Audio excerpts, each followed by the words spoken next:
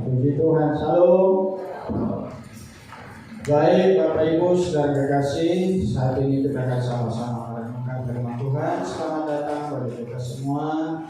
Bagi Bapak Ibu yang pertama kali hadir bersama kami ucapkan selamat datang. Jangan merasa asing, kita semua keluarga di dalam Tuhan. Haleluya. Atau ada yang di samping kiri kanannya, engkau baru lihat hari ini, kasih salam Tuhan. Apa hari-hari bawa dia? Puji Tuhan, puji Tuhan. Baik, tadi pagi saya berbicara tentang gambar diri atau masalah kepribadian kita. Orang nilai kita seperti apa? Apakah kita terpengaruh dengan penilaian orang atau apa kata Tuhan tentang kita? Nah, kalau kita terpengaruh dengan apa kata orang, maka kita tidak akan maju-maju.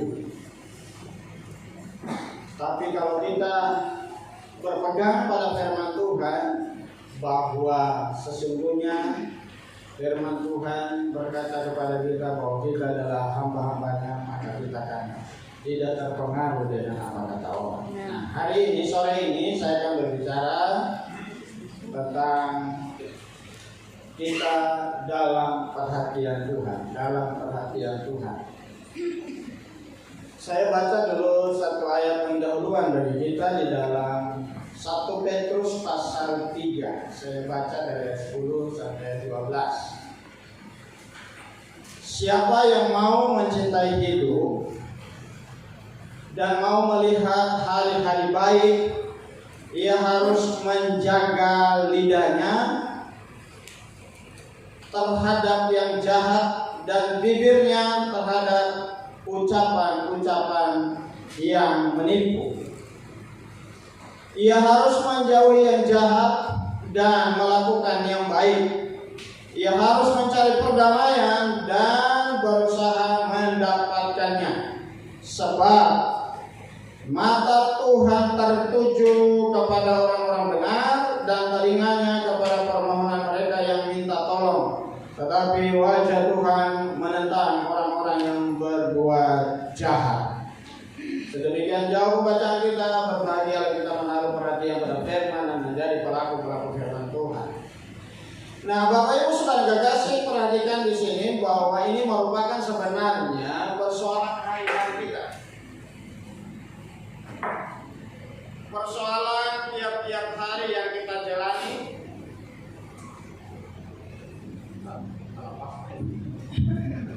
Ya, persoalan yang sebenarnya hari-hari yang diperhadapkan kepada kita, itu masalah, perhatikan, menjaga lidah terhadap yang jahat, terhadap dan bibir terhadap ucapan-ucapan yang menipu. Ini persoalan hari-hari, masalah lidah ini.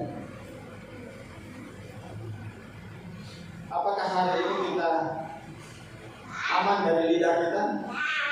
Atau sebelum kemarin suara korban lagi kita tipu? Hati-hati dengan lidah kita. Sama-sama bilang hati-hati dengan bibir. Hati-hati bagus sekali. Hati-hati dengan bibir. Ya, ini bibir ini menjerumuskan kita, lidah ini menjerumuskan kita pada hal yang baik dan pada hal yang bisa yang jahat. Kita kalau kita mengungkapkan hal yang benar, Tuhan pasti tolong. Amin. Puji Tuhan. Sebab dikatakan di sana, mata Tuhan itu tertuju kepada orang-orang benar. Nah, jadi sebenarnya saya cuma mengambil tema ini saja. Mata Tuhan tertuju kepada orang benar. Makanya tema saya tadi, kita dalam perhatian Tuhan. Amin. Sama-sama bilang, saya dalam perhatian Tuhan. Saya dalam perhatian Tuhan. Nah, sesungguhnya kita ini dimanapun kita berada itu tidak luput dari perhatian Tuhan. Karena Dia yang ciptakan kita. Perbuatan apapun yang kita lakukan, Tuhan lihat. Tuhan bisa lagi geleng-geleng kepala lihat kita. Lihat kelakuan kita. Nah, Tuhan lihat kita itu ya hati kita, perbuatan kita Tuhan lihat semua. Karena Dia Maha Kuasa. Nah, saya akan membawa saudara untuk melihat 2 poin. Kalau sampai di 2 poin, Misalnya dia berjalan terus, karena kita kalau sore begini, ada kali sebenarnya di situ dia kalau sore. Tapi itu cuma usul. Kalau bukan bawa sampai lama nggak apa-apa juga. Nanti saya yang menyesuaikan. Nah, jadi hal yang pertama apa saja yang menjadi perhatian Tuhan dalam hidup kita? Mari kita lihat dulu di dalam Markus 12. Ini dalam hal ibadah. Saya bawa saudara perhatian Tuhan itu dalam hidup kita itu dalam hal ibadah.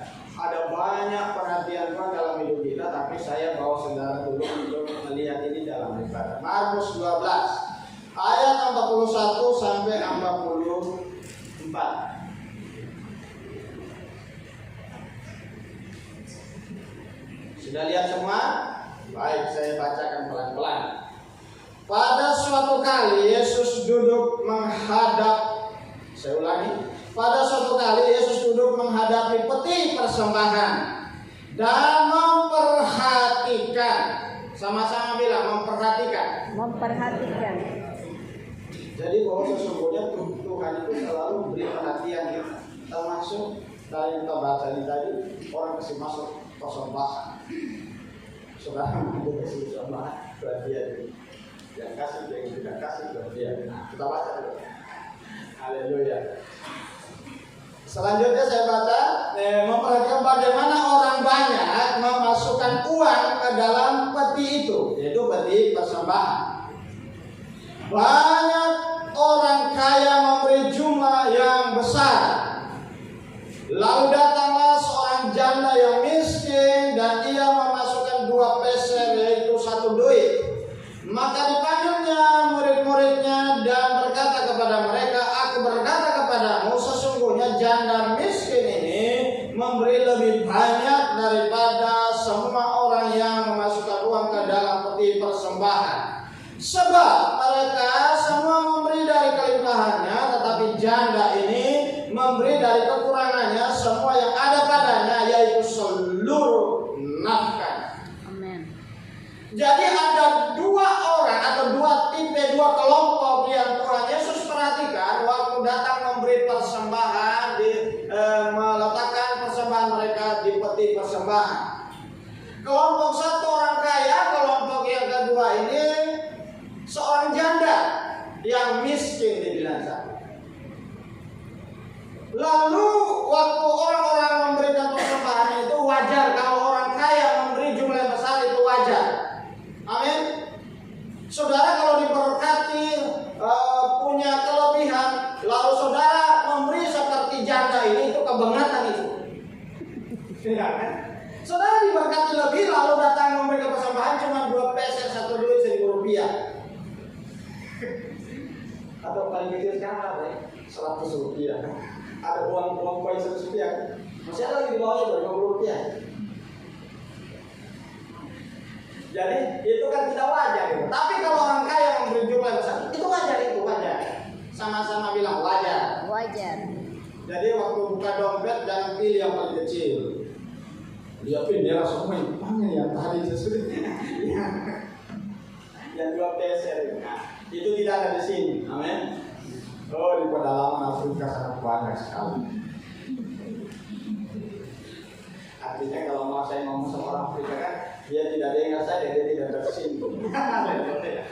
Nah, puji Tuhan. Nah, tapi perhatikan yang satu lagi ini janda memberikan itu cuma berapa tadi? 2 peser sama dengan 1 duit dikatakan di sana, berarti jumlah yang paling kecil. Lalu dia panggil muridnya. Ya, dia lagi ngajar muridnya. Sini kamu sini. Nah, dia ajar murid. Coba kamu lihat orang ini. Kamu lihat ini orang-orang kaya memberi yang jumlah yang besar dibandingkan dengan orang miskin, janda miskin. Tapi saya mau bilang sama kamu ya, itu dikasih kamu dulu. Justru orang janda ini justru dia memberi lebih banyak daripada orang kaya. Lalu dia jelaskan seperti ini. Sebab mereka semua memberi dari kelimpahannya, tetapi janda ini memberi dari kekurangannya. Semua yang ada padanya, itu mesti digaris bawah. Semua yang ada padanya, yaitu seluruh nafkahnya. Barangkali itu uang cuma dipakai mau beli beras hari itu, so tidak bisa beli beras, dia sudah bisa makan, tapi diserahkan sama orang tua. Jadi perhatikan di sini, waktu kita datang kepada Tuhan, kita memberi itu adalah ibadah kita kepada Tuhan, karena pemberian kita itu merupakan bagian dari ibadah kita. Karena begini, Tuhan itu tidak menuntut besar atau kecilnya, tapi Tuhan melihat ketulusan hati. Amin. Tuhan melihat ketulusan hati. Makanya di surat Paulus dalam 2 Korintus 9 ayat 7 dikatakan demikian, hendaklah masing-masing memberikan menurut kerelaan hatinya, jangan dengan sedih hati atau karena paksaan, sebab Allah mengasihi orang yang memberi dengan sukacita. Jadi ketika kita memberi itu jangan karena terpaksa. Saudara, dengan firman Tuhan ini jangan saudara karena terpaksa dengan firman Tuhan hari ini, tapi itu lahir dari hati, memberi dengan sukacita. Amin. Amin. Saya pernah saksikan ya, waktu saya masih pelayanan di daerah Lalundu. Ya tidak tahu Lalundu ya, nanti tanya saya tahu saya di mana. Itu waktu saya pelayanan di daerah Lalundu. Itu saya suka bersaksi tentang ini. Mungkin saudara sudah berapa kali dengar. Ada seorang anak Tuhan hari Minggu tidak ke gereja, tapi pergi ke kebun, lalu bersihkan kebun coklat. Saya tanya sama orang anak-anak yang tinggal di rumahnya, bilang mana Mas Andri? Kalau ada Andri di sini. Karena saya panggil Mas, itu bukan dia. Dia Pak Mas. Mana Mas Andri? Tapi ini saya langsung itu malahnya mau ke saya. Tidak apa-apa, jadi kesaksian. Jadi Mas, mana Mas, langsung dia bilang begini. Kamu pergi di kebun, dia malu dia bilang, jadi di kebun kalau balik. Saya ambil ke atas, belum ada HP. Saya tulis di atas. Carilah dahulu kerjaan Allah dan kebenaran yang semua kita mengatakan Matius 6 ayat 20. Kasih sama itu masalah. Tahu di mana harus tahu dan kasih ayat saja. Dia kasih tahu, bisa kasih ayat ini di depan tidak. Puji Tuhan. Jadi mereka ada tahu komplain. Tapi waktu minggu depannya justru persiapan khotbah saya memang tidak berpikir mungkin saya khotbah saya tentang masalah memberi juga. Itu justru ada 4 poin yang saya bagi. Salah satunya masalah perpuluhan. Waktu saya khotbah perpuluhan, rupanya dia tangkap itu firman, lalu dia praktekkan. Nah, singkat cerita begini. Singkat cerita, setelah saya sudah tidak melayani di situ, saya cuma sekali diundang.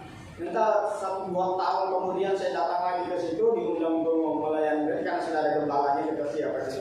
Jadi tadi pagi saya saksi itu gembala yang PPP motornya tadi itu kan ada. Itu ada berapa sekarang? Sudah yang lain. Lalu waktu saya datang, puji Tuhan. Gembalanya bilang begini, selesai ibadah pergi ke rumahnya Mas Andri. Nah, rupanya dia sudah bilang bahwa dia yang menjamu hamba Tuhan. Puji Tuhan, dan dia juga diangkat udah. Dia mengusahakan sama saya. Waktu saya ingat betul itu khotbahnya Bapak tentang masalah memberi. Ada 4 poin, salah satu yang mana yang membalikan diri Tuhan. Saya praktekkan Pak. Waktu saya praktekkan memang tahun-tahun pertama saya tidak lihat hasil. Tapi saya paling tidak saya mempraktekkan firman Tuhan. Saya mempraktekkan firman Tuhan, kasih Tuhan tolong saya. Dan dia bilang begini, Pak Gembala, coba Pak Gembala jadi 2. Aku dia 2. Ternyata dia suruh lihat kebun rambutan. Coba perhatikan rambutan saya Pak Gembala dan lihat orang lain punya. Dia suruh banding. Orang lain punya sudah selesai dipanen habis. Saya punya sudah berapa kali panen ada terus. Tuhan pelihara saya. Amin. Karena itu dia jual kan. Lalu dia bilang begini, sekarang saya bisa bikin kios, karena di rumahnya kios. Yang dia jual situ sembako, beras, semuanya dia jual. Dan bagaimana saya bisa beli sapi? Dia bilang begitu. Bayangkan dia bilang waktu dia praktek firman dia bisa beli sapi. Itu orang di kampung beli sapi itu luar biasa. Nah, sekarang dia bisa beli mobil. Dan saya punya motor, Pak. Dia bangga cerita motornya. Pasien motor tua juga. Tapi dia senang dia motor. Dan lagi Pak, yang bikin saya senang, saya sekarang Pak jadi guru Pak. Wih, luar biasa dia guru. Saya kaget dia jadi guru. Rupanya dia kuliah lagi gitu, dan dia sementara kuliah dia ngajar, dipanggil untuk ngajar. Coba tepuk tangan dulu Tuhan Yesus. Nah, orang-orang yang memperhatikan firman Tuhan itu dalam perhatian Tuhan, Tuhan tidak biarkan. Amin. Tuhan tidak biarkan. Makanya dulu 3 atau 4 tahun lalu kita sempat rapat pengurus. Itu para pelayan itu boleh dijalankan persembahan itu. Tapi itu kan sementara begini bergerak, semua itu juga. Tinggal kesadaran saja. Selesai ibadah, bawa masing-masing. Iya, pernah kita rapatkan itu. Ya, semoga para pelayan ini amin semua. Amin. Haleluya. Nah, iya, karena memang itu pernah kita rapatkan itu kan. Ada yang sudah seperti itu. Nah, jadi perhatikan begini. Ini Tuhan bukan lihat jumlah, tapi dari hati. Amin. Dari hati. Makanya kalau kita datang ibadah itu dari perjanjian lama sudah di masalah persembahan ini sudah diceritakan. Perhatikan, saya kasih contoh satu lagi perjanjian lama sambil saya diajak. Di perjanjian lama itu ingat ceritanya Musa, bangsa Israel keluar dari Mesir. Itu Firaun tahan, bertahap itu Firaun tahan. Kamu boleh pergi tapi ibu-ibu tidak boleh. Lalu setelah tidak bisa, kami masih pergi semua. Oh ya boleh pergi tapi anak-anak tidak boleh. Oh tidak, kami harus sampai akhirnya dia begini. Kamu boleh pergi, istri, anak semua yang tua muda bertaki dia bilang begini. Kamu punya ternak tidak boleh pergi. Tahu apa Musa bilang? Oh tidak bisa. Ternak kami harus bawa karena itu merupakan bagian ibadah kami kepada Tuhan. Kami persembahkan untuk Tuhan. Kami persembahkan untuk apa? Untuk Tuhan. Dia ngomong ini. Artinya ternyata itu kita bawa sesuatu untuk Tuhan itu bagian ibadah kita kepada Tuhan. Amin. Amin. Puji Tuhan. Nah, jadi itu hal yang pertama yang perlu kita perhatikan, bahwa sesungguhnya mata Tuhan tertuju kepada kita, termasuk dalam hal kita memberi untuk Tuhan. Puji Tuhan. Makanya tadi di dalam janda yang memberi tadi itu dikatakan di sana dia memberi lebih banyak daripada orang-orang kaya. Karena itu sudah seluruh penghasilannya hari itu. Tidak tahu dia makan apa lagi kalau dia sudah kasih persembahan untuk Tuhan. Betul, saya semua kasih. Tapi saya makan apa? Tapi kalau itu untuk Tuhan, Tuhan tidak biarkan kita kelaparan. Amin. Tuhan tidak mungkin biarkan kita. Yang penting engkau tulus memberi, Tuhan bertanggung jawab atas hidup. Amin. Tuhan bertanggung jawab dari hidup. Tidak mungkin dia biarkan engkau kelaparan. Alkitab sudah bilang gini, aku belum pernah lihat orang benar mati kelaparan. Aku belum pernah lihat orang benar hidupnya meminta-minta. Itu Alkitab bilang.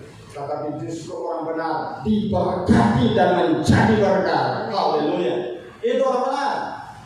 Puji Tuhan. Lalu bagian kedua, perhatikan 1 Korintus 15 ayat 58. Ini yang menjadi perhatian Tuhan juga kepada kita. Selain persembahan kita dalam hal kita memberi kepada Tuhan, yang kedua adalah pelayanan kita. Saya bacakan 1 Korintus 15 ayat 58. Karena itu saudara-saudaraku yang kekasih, berdirilah teguh, jangan goyah, dan giatlah selalu dalam pekerjaan Tuhan. Sama-sama bilang, giatlah selalu dalam pekerjaan Tuhan. Giatlah selalu. Terus perhatikan yang selanjutnya, saya baca lagi. Sebab kamu tahu bahwa dalam persekutuanmu dengan Tuhan, jerih payahmu tidak sia-sia. Sama-sama katakan, jerih payahmu tidak sia-sia. Jerih payahmu tidak sia-sia. Haleluya. Jadi perhatikan, ternyata orang-orang yang memberi diri untuk melayani itu diperhitungkan Tuhan. Amen. Jerih payahnya tidak sia-sia. Untuk itu kalau saudara ada kesempatan melayani, jangan mengeluh, jangan banyak alasan. Begitu juga kalau saya terus, ya ada berlalu kan, masa saya terus, lihat. Kalau itu karunia yang memang Tuhan sudah tahu apa yang kau bisa itu, lalu engkau mengeluh, Tuhan kau bisa pakai siapa saja? Bisa. Ada di suatu gereja, ini guru saya cerita. Dia itu cuman pendeta yang menangani pelayanan sementara waktu, karena memang basicnya guru saya penginjil bukan gembala. Karena temannya yang gembala di situ, dia lagi ambil kuliah.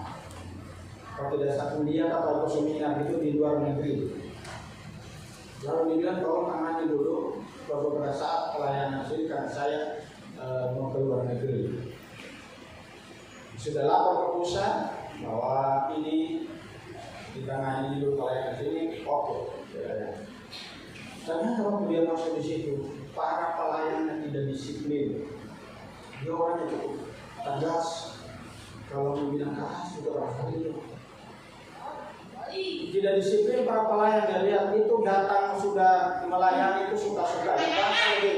Ibadah sudah melayani, sudah mulai, itu para pelayan belum muncul. Satu kali begitu dia pegang gitar karena sudah mulai, orangnya apa tua? Tidak mau tunggu, pokoknya sudah jam mulai. Dia ambil gitar pelayan, yang ada di mungkin salah satu begitu mendampingi. Lalu ada yang para pelayan yang dia turun, tanpa kamu pelayan bisa jalan, disuruh turun. Hari ibadah sejak saat itu para pelayan itu disiplin dan gereja maju. Ternyata kalau kita disiplin untuk Tuhan melayani itu kita pasti maju. Jangan merasa hati-hati, jangan merasa dibutuhkan. Amin. Kalau kita merasa gereja butuh saya, biar saya kemana pun pasti dicari, hati-hati. Tuhan punya cara banyak untuk bisa melengsarkan pokok-pokoknya hati seperti itu. Jadi Bapak Ibu Saudara kekasih, hal yang kedua ini adalah yang menjadi perhatian Tuhan dalam hidup kita adalah pelayanan kita. Yang pertama tadi persembahan kita atau pemberian kita kepada Tuhan. Yang kedua pelayanan kita. Mari pemain musik, memimpin pujian, boleh maju ke depan. Dua hal ini saya bisa bagikan, percaya kalau engkau dengan sungguh-sungguh hati datang kepada Tuhan, memberi perhatian pada firman Tuhan. Tuhan tolong memberkati engkau. Haleluya. Kecuali waktu engkau memberi sama sekali tidak ada yang kau beri, ada juga Tuhan tahu.